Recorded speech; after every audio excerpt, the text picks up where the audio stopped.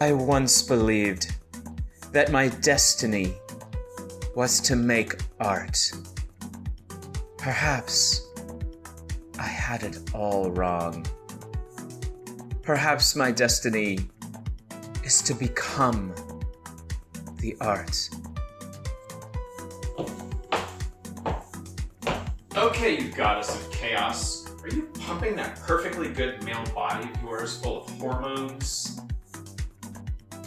No, not yet. This has to stop. Do we need to get into this right now? I just want to dance and share the wonderment of being alive with humanity. I just want to share the beauty and creativity that are possible when we grant ourselves the freedom to play and to be who we truly are. The creativity that we're going to need if we're going to meet the challenges of the future.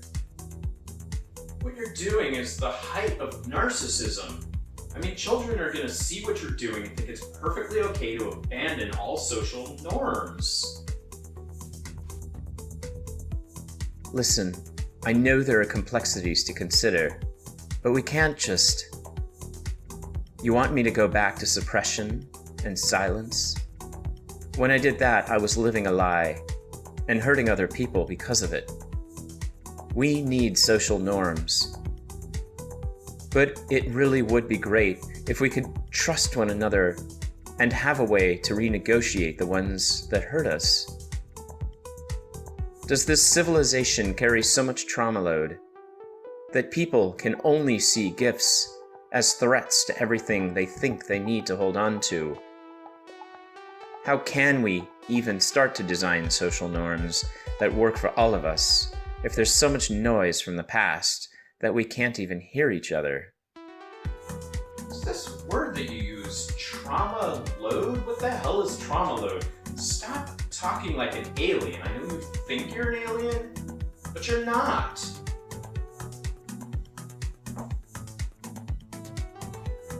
Do we really have to go through this right now? Do I really have to explain? Okay. Very well.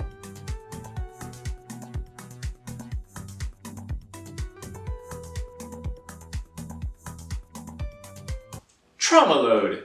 Okay, let's do it again. Traumaload. Likely, you're not going to find the word in any psychological or sociological journals or literature. It might have an equivalent there, but I've been too busy playing with JavaScript, architecture, and, well, let's be really honest, cross-dressing to look. So I made it up. I'm defining traumaload as the portion of a group's intelligence that the group loses to the effects of unresolved trauma. Wow, there's a lot of complicated stuff in that one statement. So let's start by taking a closer look at the terms I'm using. Group. By group, I mean any group of people that's somewhat of a closed system, whose members tend to interact a lot more with each other than with people outside the group. For example, the group might be everybody who lives in the United States of America, Denmark, or Mexico. Or it might be everybody active in a particular religious denomination, all the members of a clique you might be thinking of, or everybody involved in a school. Intelligence. Intelligence can be defined in many ways, and sometimes the word is used to describe those who take our side in an argument. Come on, America!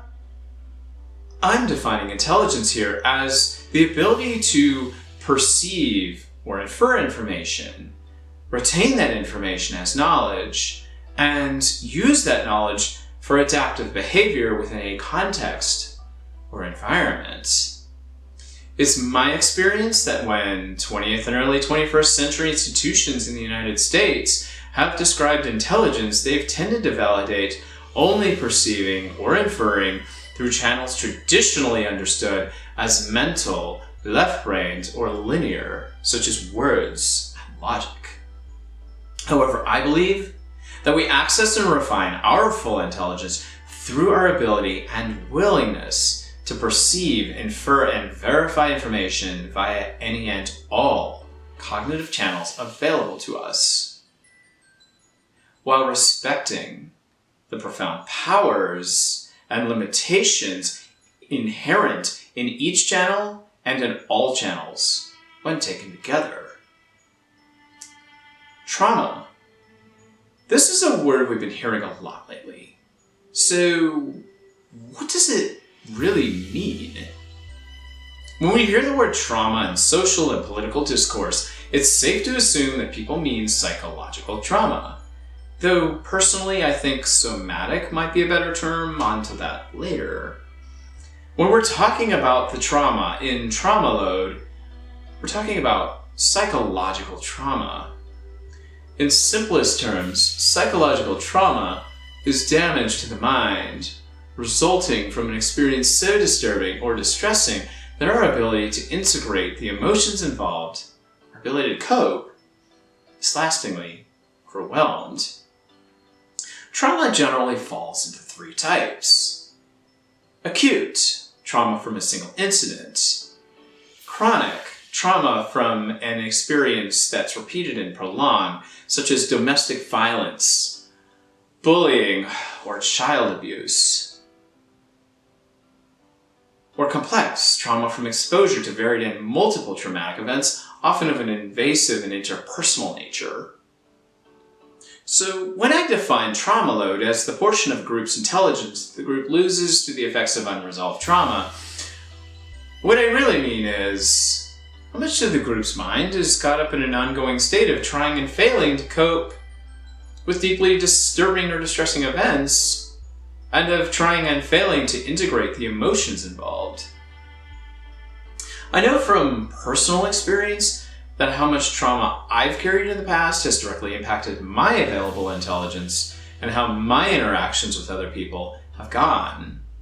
You've probably heard the saying that hurt people, but the other half of that story is emotionally charged confirmation bias, driven by self-protective hypervigilance. Hurt people expect to be hurt by people, and hurt people feel hurt by people even when people aren't trying to hurt them. Now think of a group, say a church or a country. The more trauma the group's structures and dynamics tend to generate, and the harder those structures make it for people to recognize trauma as trauma and give a shit, the more hurt is going to go around, and the more people are going to reinforce the very structures that are causing the trauma. So the hurt is going to go around, and around, and around. Since hurt people don't trust people, even when people can be trusted, when we're hurt, we have a much harder time being creative, collaborative, and playful with people. So we tend to short out the collective intelligence of groups we're involved in. We short out the group's ability to perceive or infer information, retain that information as knowledge, and use that information for adaptive behavior. If the intelligence of every person in the group were collected into one mind, the amount of that mind consumed with trauma would be that group's trauma load. If I were to create an equation for determining how much trauma load a group carries, I'd factor in how much trauma members of the group carry from the past, how much trauma they continue to experience, and how able and willing they are to transform their trauma, which would include whether they even see their trauma as trauma and see to transform it at all. Okay, so here's another complicated concept. What do I mean by ability to transform trauma? By ability to transform, I mean people's ability to reintegrate from their traumatic experiences. Maybe the better word is transcend, or maybe resolve, or maybe grow from. I think any word or phrase I choose here would be both appropriate and problematic. Problematic because our tendency as a culture is to dump down any word I might use into a synonym of getting over it. You know, I'm fine. No, really, I'm fine. Bullshit. When I say ability to transform their trauma, what I'm really asking is, can members of the group recover their full somatic freedom?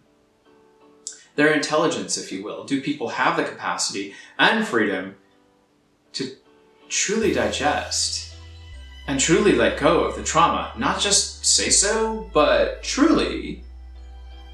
What might transformation look like?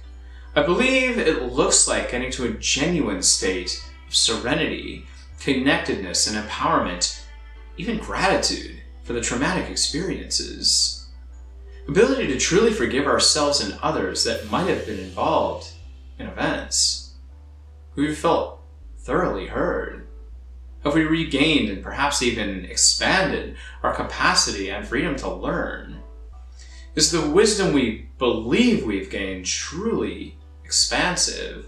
Might it genuinely enhance the capacity and freedom of others? Do we experience that others want to hear what we have to offer? In a sense, how we answer these questions indicates whether we've been able to transform lead into gold. While pinning Traumaload, the effective loss of intelligence, down as a percentage for any group might be impossible for many reasons, perhaps we can establish a relative scale from observation. Okay, so now that I've pounded your brain for 7 whole minutes, you might be asking, so what? Why should I care about this insanely abstract sociological concept that you made up? If you've stuck it out this long with this video, maybe you feel as I do, you need to rethink how we've organized ourselves. You may feel, as I do, that old ideas, theories, models, ideologies, and paradigms aren't up to the job, even if they sometimes inform.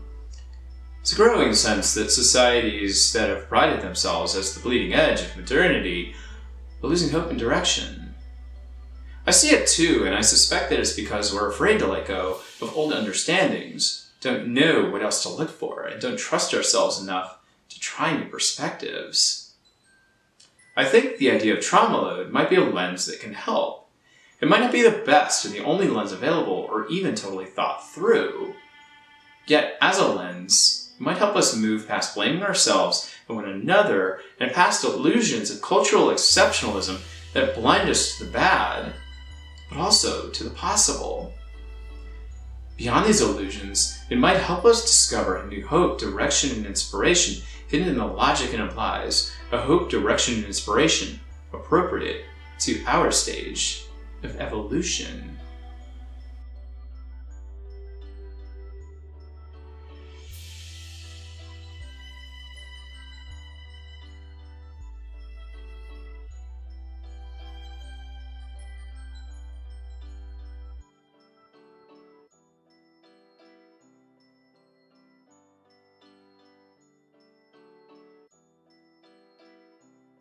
Alright, so fine. Over-intellectualization is a fucking coping mechanism, okay? Just fucking deal with it. Get over it. Jesus.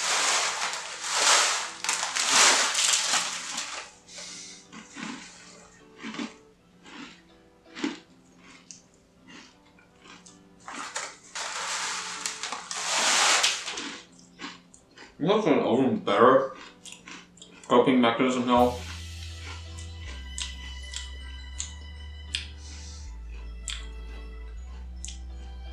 Dancing.